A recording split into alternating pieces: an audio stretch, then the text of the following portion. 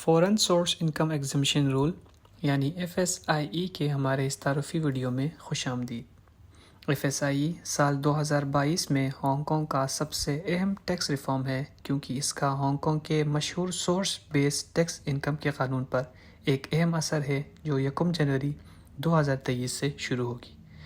مختصراً Hong Kong کے entities کے لیے مخصوص بیرونی آمدنی پر اضافی شرط عائد کیے گئے ہیں۔ اس ویڈیو میں ہم FSIE کے تمام ایلیمنٹس کے بارے میں بات کریں گے۔ سب سے پہلے FSIE رجیم کے تحت آمدنی کی قسم۔ نیچے بتائے جانے والے آمدنی کے 4 قسموں پر اضافی ضوابط لاگو ہوں گے جن میں interest income, dividend income, disposable gains from equity interest اور انٹلیکچوئل پراپرٹی انکم شامل ہے۔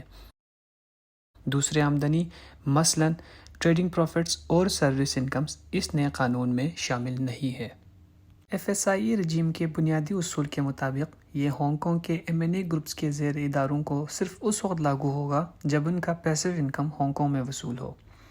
ہانگ کانگ میں وصول ہونے کی تعریف بہت اہم ہے اور IRD کی جانب سے مزید وضاحت بھی درکار ہے۔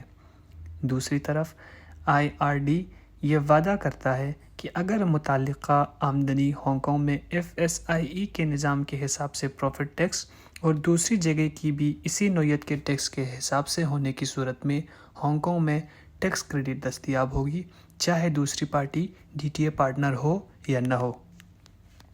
بیرونی آمدنی کو آگے بڑھانے کے لیے ٹیکس دینے والے کو آمدنی کے حساب سے بنیادی قانون کو پورا کرنا پڑے گا۔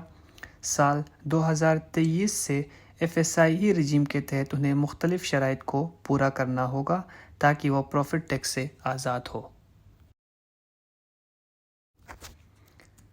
پہلا، دی اکنامک سبسٹانس رول، جو انٹرسٹ انکم، ڈیویڈنڈ انکم اور disposable gains from equity interest پر لاگو ہوگا۔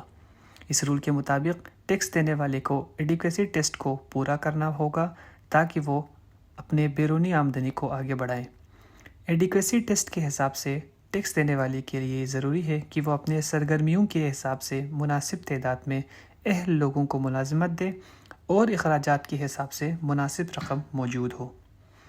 اگر ہانگ کانگ کی کمپنی ہانگ کانگ کے کسی ڈائریکٹر یا ملازم کو نہیں رکھے تو اکنامک سبسٹانس رول پورا ہونے کا امکان نہیں ہے۔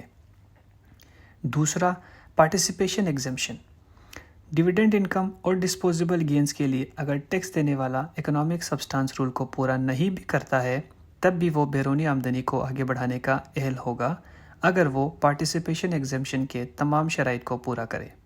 مثلاً منافع دینے والی کمپنی کم سے کم انویسٹ کیے کمپنی میں 5% حصہ رکھتا ہو۔ مزید تفصیلات آپ اسکرین پر دیکھ سکتے ہیں۔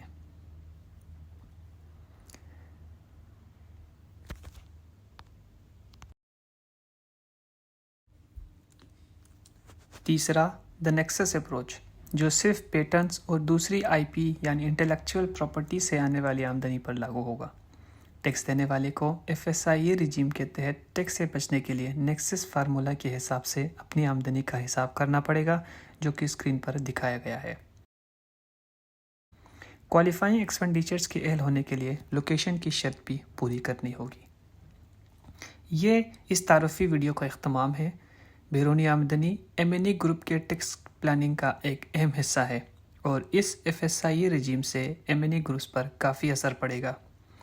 اس لیے سال 2023 میں FSIE رجیم کے لاگو ہونے سے پہلے اپنے تمام مشکلہ مسائل اور ان کے حل کی جانچ کرنا بہت ضروری ہے۔